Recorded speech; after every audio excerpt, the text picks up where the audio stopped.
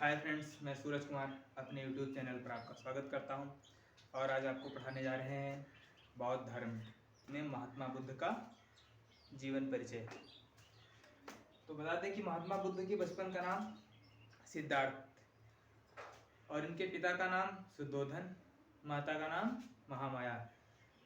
आप लोगों ने बचपन में पढ़ा होगा या सुना होगा इनके जीवन परिचय में कि कपिलवस्तु के निकट लुम्बिनी नामक वन में राजकुमार सिद्धार्थ का जन्म हुआ। माता का नाम शुद्धोधन, माता का नाम महामाया, पिता का नाम शुद्धोधन। आइए पढ़ते हैं। इनका जो जन्म हुआ वो 563 ईस्वी पूर्व हुआ। 563 ईस्वी पूर्व। और इनके पिता का नाम शुद्धोधन,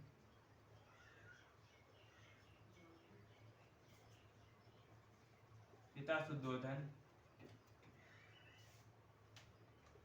माता महामाया,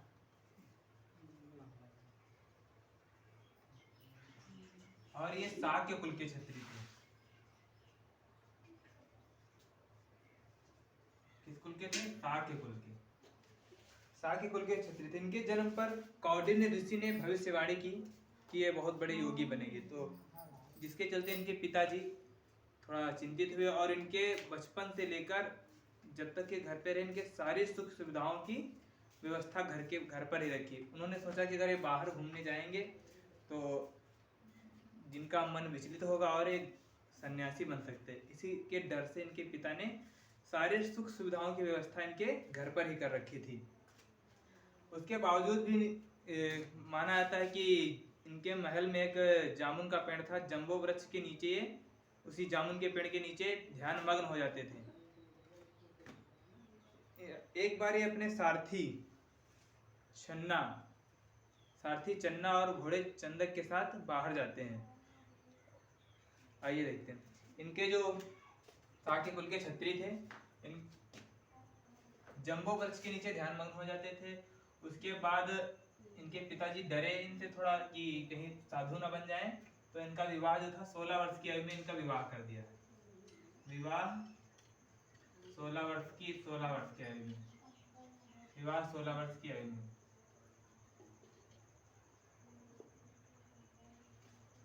16 वर्ष की आयु में विवाह हुआ तो इनकी पत्नी का नाम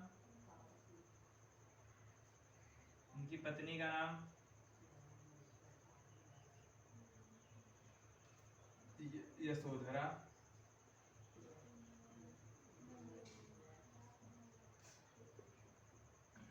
भद्दकच्छना, इनके ही नाम थे। भद्दकच्छना, यशोधरा, भद्दकच्छना, विम्बा, गोपा,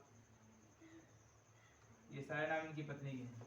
यशोधरा, भद्दकच्छना, गोपा, विम्बा इनकी पत्नी के नाम है। कुछ समय बाद इनको पुत्र की प्राप्ति हुई। पुत्र का नाम था राहुल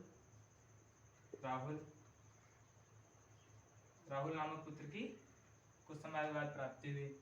ये जब अपने सारथी चन्ना और घोड़े छंदक के साथ बाहर निकलते तो इन्होंने जीवन की 4 क्रियाओं को देखा। जीवन की 4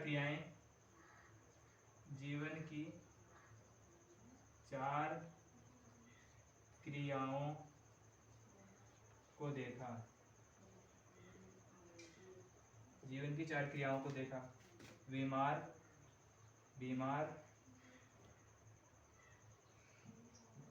क्रम से लिख लेते हैं। वृद्ध, बीमार,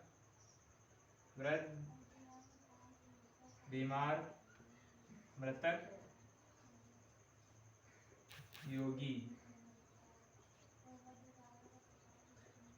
उसके बाद से इनका मन थोड़ा विचलित हुआ और इन्होंने 29 वर्ष की आयु में, कितने वर्ष की आयु में? 29 वर्ष की आयु में इन्होंने घर त्याग दिया।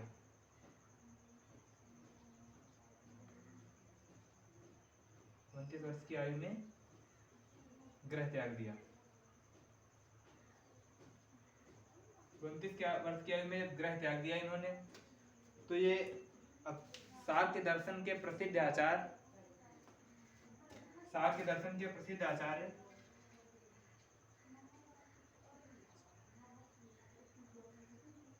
आलार कलाम, उन्होंने उनके पास गए और उन्होंने उनसे दीक्षा ली और ये सन्यासी बने। तो जंगल में पहुंचे और जंगल में इन्हें कौंडिन्य ऋषि, जिन्होंने इनके जन्म पे भविष्यवाणी की थी, वो और उनके 5 शिष्य थे, उनसे मिले और उनके साथ मिलकर इन्होंने तपस्या आरंभ की। कौंडिन्य ऋषि के शिष्यों के साथ मिलकर इन्होंने तपस्या आरंभ की। कौंडिन्य ऋषि भी थे, तपस्या कर रहे थे साथ में, और उन्होंने 6 वर्ष तक तपस्या करते रहे। शरीर सूखकर कांटा हो गया। उसके बाद में बताया था कि वहां पे कुछ महिलाएं पूजा करके जा रही थी, तो गाना गा रही थी कि वीणा के तारों को ढीला न छोड़ो, लेकिन इतना भी न खींचो कि टूट जाए। यही बात गौतम बुद्ध के दिमाग में गूंजी और इन्होंने सोचा कि इतने कठिन मार्ग से भगवान की प्राप्ति नहीं की, ज्ञान की प्राप्ति नहीं की जा सकती, इस तरह तो हमारा शरीर ही बेकार हो जाएगा। इसलिए इन्होंने मन में निश्चय किया कि हम मध्यम मार्ग को अपनाएंगे, और इन्होंने गौतम जो बुद्ध थे, कौंडिन्य ऋषि का साथ छोड़ दिया और वहां से आकर सुजाता नाम की स्त्री के हाथों की खीर खाई और इन्होंने मध्यम मार्ग को अपनाया। बताया था ये निरंजना उर्वेला गए, बोध गया, ज्ञान की प्राप्ति हुई। बोध गया उसे उर्वेला भी कहते हैं। बोध गया यानी उर्वेला। उर्वेला में इन्होंने पुनपुन निरंजना नदी निरंजना नदी, उसको पुनपुन नदी, निरंजना या पुनपुन नदी के किनारे इन्होंने तपस्या आरंभ की और इनको 35 वर्ष की आयु में ज्ञान की प्राप्ति हुई। 35 वर्ष में ज्ञान की प्राप्ति हुई। ज्ञान की प्राप्ति यानी निर्वाण की प्राप्ति।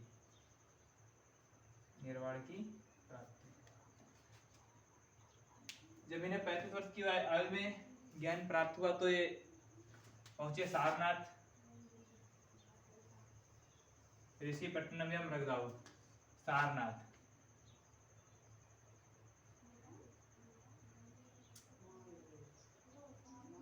सारनाथ इसी को ऋषिपट्टनम, मृगदाऊ।